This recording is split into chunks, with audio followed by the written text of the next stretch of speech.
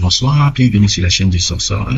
Et aujourd'hui, lorsque j'étais en train de regarder le nouveau clip d'Eminem là, je trouvais un peu bof. Et je me suis dit, pourquoi ne pas faire un petit récapitulatif un peu des rappeurs blancs qui, moi, m'ont marqué personnellement. Ce que je considère comme les rappeurs blancs les plus importants à toute l'histoire de musique hip-hop, qui est une musique avant tout créée par les Afro-Américains, si ce n'était que ça d'ailleurs. Qui a eu beaucoup de blancs qui ont su s'implanter et produire de bonnes choses, comme il y a d'autres qui ont été un peu aussi un peu limite, pour ne pas dire autre chose. Et en regardant le truc d'Eminem, je me suis dit, bon, je vais essayer de faire un sujet sur ça, un sujet un peu globalement, pas trop long, mais un sujet qui parle un peu de tous ces gars-là, des rappeurs blancs que moi, même personnellement, marquent moi, que je considère un truc. Souvent, les gens pensent que Eminem est considéré comme le plus grand rappeur blanc de tous les temps, et certains même le considèrent même comme le plus grand rappeur de tous les temps. Dans les deux cas, je suis pas d'accord. Eminem est quelqu'un qui est important dans la culture hip-hop, important aussi par rapport à ce qu'il a représenté aussi un peu pour la culture hip-hop, un peu pour les caucasiens et qu'est-ce qu'il a représenté aussi. Il a une discographie, très bonne discographie. Slim Shady LP est un fabuleux album. Marshall Mathers LP est un fabuleux album. The Eminem Show est un album exceptionnel. Eminem Show me s'inspirait même de Man of Moon un peu. Le film un peu sur comment il s'appelle, c'est Andy Kaufman, je crois le nom, l'humoriste un peu, il faisait un parallèle un peu entre sa vie et la vie d'Andy Kaufman, c'était un peu ça le même show. Je pense que c'est quelqu'un qui a marqué l'histoire du hip-hop, c'est quelqu'un qui a rendu aussi l'histoire du hip-hop, j'ai le cesse de le répéter, entre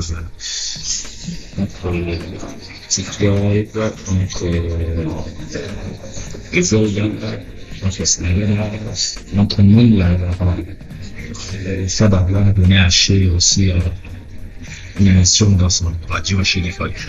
C'est quelqu'un qui a quand même redonné à la communauté aussi des opportunités. Et 50 Cent, on n'en parle pas, c'était cool. Il y a eu plein de gars qui a donné des opportunités. Plein. Pour un blanc, faut le noter, faut noter ça. Mais je fais partie comme Dr. Omar Johnson de ne pas placer Eminem comme le plus grand rappeur de tous les temps. Ça, c'est impossible. Déjà, de un, il y a des rappeurs plus grands que lui. Là, c'est pas grand que lui. Son idole, tout pas, c'est plus grand que lui. Et je pense que lui-même le sait. Et qui encore?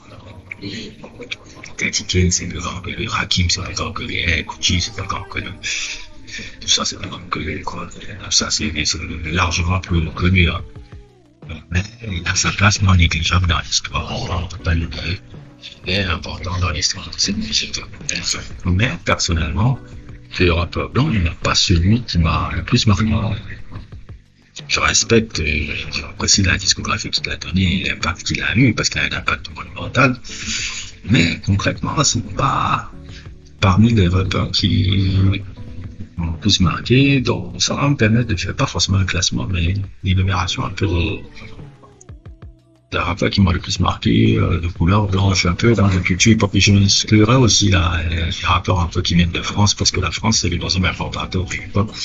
Et il y a 2-3 rappeurs français blancs qui m'ont aussi marqué personnellement, même si on peut toujours me renseigner sur le sujet. On va commencer. Moi, je pourrais d'abord commencer tout d'abord avec MC Serch. Je sais que c'est un nom qui n'est pas très connu un peu pour les jeunes générations.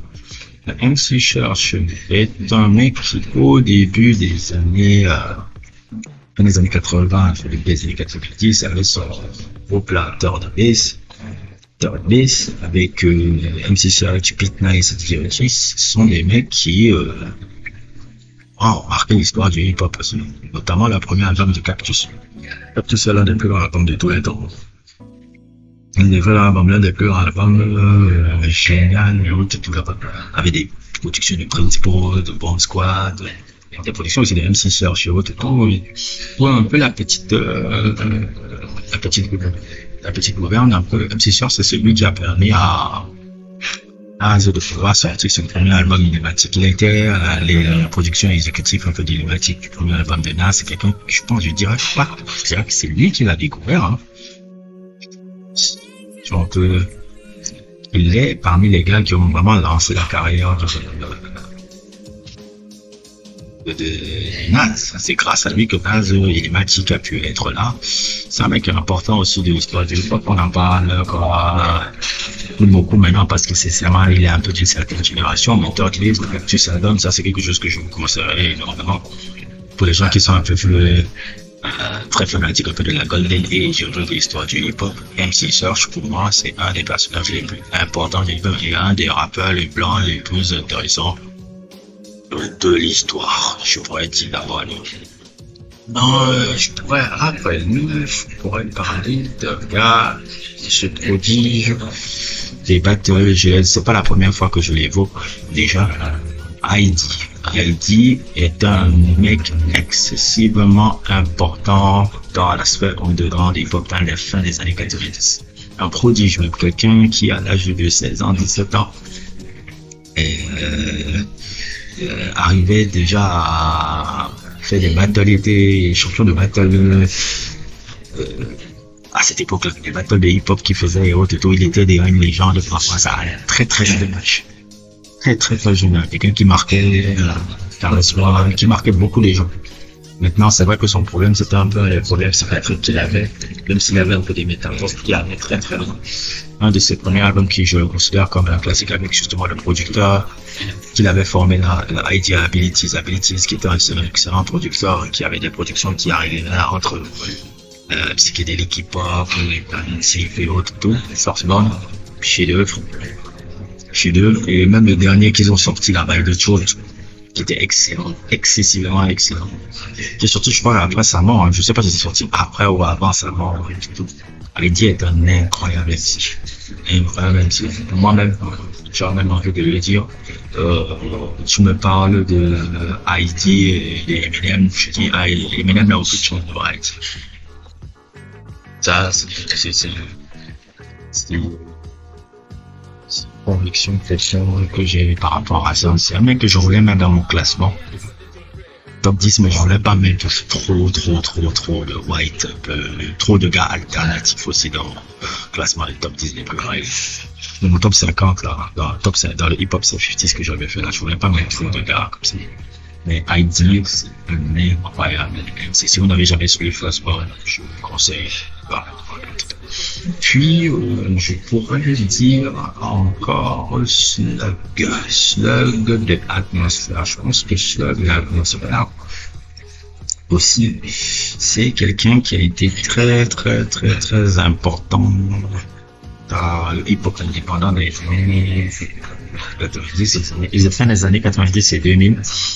On a le duo qui formait avec Antla qui s'appelle Atmosphère, qui sont énormément de grands albums, hein, comme là, Ugly, Seven Traverse, Fishing Blues, énormément d'albums que j'ai kiffé des gars là. Et moi c'est Hug un peu, avec son chef-d'œuvre de l'Atmosphère, c'est Hug un peu, c'est simplement le premier emo rappeur. Vous voyez un peu les thèmes que dans les rap là, que le rap chante là, quand il fait ses Marvin Room et autres. Et ben Slug le faisait les mêmes thèmes là. À l'époque où c'était pas encore truc, mais sans forcément truc, mais en étant un super MC. C'est quelqu'un qui a commencé à parler de délire, de rupture amoureuse, ce genre de conneries là, dans les trucs de hip-hop et tout. Et pour moi, c'est l'un des premiers gars, peut-être même le premier, hein, bien avant que Drake popularise ça avec ses conneries là dans les années 2010. Bon. Et Slug, il a été très incroyable. Quand tu regardes les albums d'Atmosphère, C'est vraiment ça qui est hyper génial avec le truc. La Slave aussi, pour moi, je fais partie aussi des rappeurs blancs qui m'ont marqué personnellement. Et je continuerai toujours à en parler. Et après, je pourrais citer encore un autre, pas forcément connu du grand monde aussi, très peu connu. Et Sabrock aussi est un incroyable historien. J'ai pas toute sa discographie, je sais pas suivi toute sa discographie. Mais on ne peut pas nier qu'un des albums qui m'a le plus marqué de lui, c'est La Bordaise. La Bordaise fait partie des grands albums des années 2000. Parce que je pense que tout le monde dans la sphère indépendante, alternative, la fin des années 90 et la fin des début des années 2000, c'est-à-dire la séquence 97-2007, c'est l'âge d'or du hip-hop indépendant alternatif américain, où il y a beaucoup de ces gens-là qui sont là. Sabrock, c'est un dingo. C'est un dingo. Quand tu écoutes La Bordaise, quand tu écoutes le sens des rimes qu'il a dans La Bordaise, même la musicalité de cet album-là, on parle d'un album qui est sorti en 2001, il est pour moi aussi un des rappeurs blancs les plus marquants de l'époque. D'ailleurs, même il venait du label un autre gars, et ça va faire passer en transition à ce gars-là, celui que je considère encore aujourd'hui comme le plus grand rappeur de tous les temps, plus grand rappeur blanc de tous les temps, quelqu'un que j'aurais même voulu mettre dans mon top 5 ou top 10 de haute tour, et je pense que son seul niveau, c'est d'être blanc. C'est LP. LP est le plus grand rappeur producteur blanc de l'histoire de cette musique. Quand tu écoutes Fantastic Davis, quand tu écoutes Cancel for Cure, quand tu écoutes AC Boyonnette, quand tu écoutes Funk Crusher Plus de Company Flow, quand tu écoutes tout ça, la production, et même quand tu écoutes maintenant son travail qu'il fait avec Ila McLaren de James, quand tu écoutes, non, Eminem n'est pas ce gars-là. Eminem n'est pas gazelle. Quand tu me demandes le rappeur blanc qui va le pousser en possibilité, c'est elle tourne. Je veux même être qui vous voulez. Je suis pas sûr que certaines filles ont pas. On ne peut pas avoir les compléments. Par exemple, Jay-Z a affronté quelqu'un en battle, je suis pas sûr que Jay-Z. Ouais, je suis très sérieux dans ce que je dis. Nas peut gagner. Kendrick Lamar, il y a un match. Kendrick Lamar, je suis pas sûr qu'il peut battre les pieds. Pas très sûr.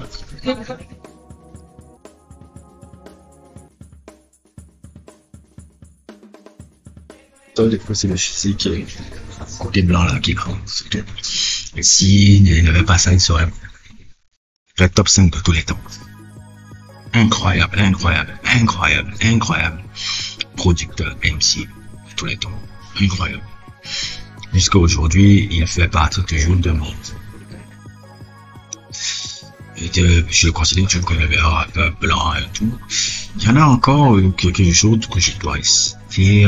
Je pourrais citer encore qui encore. Je pourrais mettre. Je pense que j'aurais pu mettre Quinto Vasquez. Quinto Vasquez. Et pour moi, un grand rappeur blanc français qui me passe. Déjà avec son groupe La Laisse du Neuf. Et incroyable, il y a une plume fabuleuse. Quinto Vasquez, c'est l'une des plus belles plumes du hip-hop français de tous les temps. Quinto Vasquez avec son album même déjà, comment s'appelle, L'Océan là, qui est fabuleux, celui-là. Et son groupe Laisse du Neuf qu'il avait à tout. Magnifique, et un des plus grands artistes de hip-hop français de tous les temps. Tout le temps, il n'est pas très connu un peu par le grand public et autres, mais quand on a suivi le hip-hop, franchement, ce nom-là n'est pas trop connu. Quinto Vasquez, c'est l'une des plus belles plumes qui m'a été de l'histoire. Il y a Quinto Vasquez que j'aurais pu citer. Et puis, il y a 21 c'est de Hocus Pocus. Du duo Hocus Pocus 21 c'est aussi une belle plume. Fabuleuse plume. Hocus Pocus est un des plus grands groupes de hip-hop français de tous les temps. Ne me comparez pas Orelsan avec 21 c'est ou Quinto Vasquez, s'il vous plaît. Si vous me dites que Orelsan, ces gars-là, je ne sais pas que vous ne comprenez rien. Oui. Je respecte Orelsan. Je respecte Orelsan, je respecte ces gens-là. Vous n'avez pas à me dire qu'Orelsan est un peu, c'est toi les voici, ou c'est Quinto Vasquez. Pour toi les voici, Quinto Vasquez est souvent à la même dimension que des Lino, ou à la même dimension que Cosmo Puccino. Le seul défaut, c'est qu'ils sont blancs. Le seul défaut, c'est qu'ils sont blancs. C'est tout. Et que comme avec le nom blanc là et autres et tout.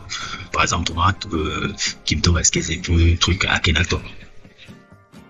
Je suis désolé, Akhenaton n'est pas le rappeur, c'est pas le meilleur rappeur, c'est peut-être le personnage le plus charismatique. C'est pas le meilleur rappeur blanc, tous les temps. Je suis désolé, c'est qui était le rappeur, non? D'ailleurs, c'était Shuriken.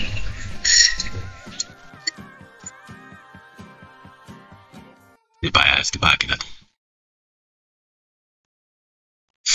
Et citer ces gars-là, il y en a plein encore que je peux faire. Mac Miller, je ne sais pas si je peux le citer comme un grand rappeur dans l'histoire du hip-hop, mais Mac Miller, pour moi, c'est un personnage qui était particulier dans le monde du hip-hop, qui a quand même une empreinte aussi dans cette histoire de cette musique, et que les derniers projets qu'il a sortis, parce que Mac Miller, déjà, c'est un musicien, déjà. C'est ça qui est déjà différent avec Mac Miller. Je peux pas le dire que c'était un incroyable lyriciste ou quelque chose comme ça, mais c'était un incroyable musicien. Quand je suis ces derniers albums-là, Swimming, et surtout le dernier Circle, qui est fabuleux album, Circle est un très très fabuleux album. C'est même pas si on peut le placer, même pas à hip-hop, tellement c'est comme c'était lyrique, mais c'était comme un album de folk, presque. Voilà, c'était comme quand je suivais, parce que quand je le suivais, et même je disais, John Bryan l'a beaucoup inspiré. Il a travaillé avec John Bryan pour faire cet album-là. C'est pour ça que ça me rappelle même la bande sur les relations sur la protestement qu'il aimait beaucoup. Ça, cet album-là est magnifique. Magnifique. Maintenant, est-ce que je peux le classer comme un artiste de hip-hop? Hip-hop incroyable. La première partie de sa discographie c'était un peu du frat rap un peu frat rap, c'est un peu le rap que Asher avait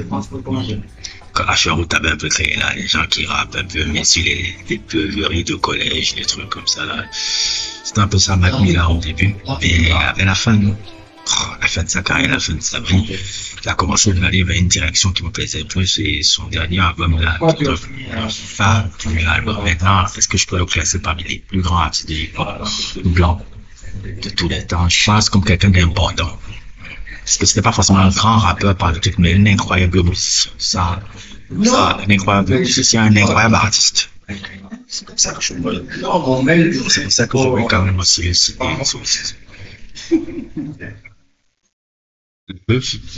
Non, je pourrais pas faire tout un récapitulatif de beaucoup d'artistes de hip-hop. Je pourrais citer un peu des mecs un peu comme Droit de Clé, c'est Chiram, c'est Sadistique, c'est un peu des mentions honorables un peu. Mais globalement, c'est un peu des artistes blancs qui m'aiment un peu dans cette musique-là. Je ne sais pas, peut-être ça me donnera un peu la curiosité à certaines personnes un peu de s'intéresser à autre chose qui m'énerve un peu. Et je vois un peu de pouvoir un peu jeter un coup d'œil un peu sur ces personnes que j'ai aimées. En tout cas, c'était un plaisir un peu de vous faire cette vidéo. Je pense que la qualité du son n'est pas très top, parce que je me fais un peu dans un restaurant. Dès que j'ai une inspiration, j'essaie de le faire. J'essaierai un peu encore d'améliorer la qualité du son au fur et à mesure, comme d'habitude, et tout, et m'acheter un peu du matériel, un peu de qualité par rapport à ça.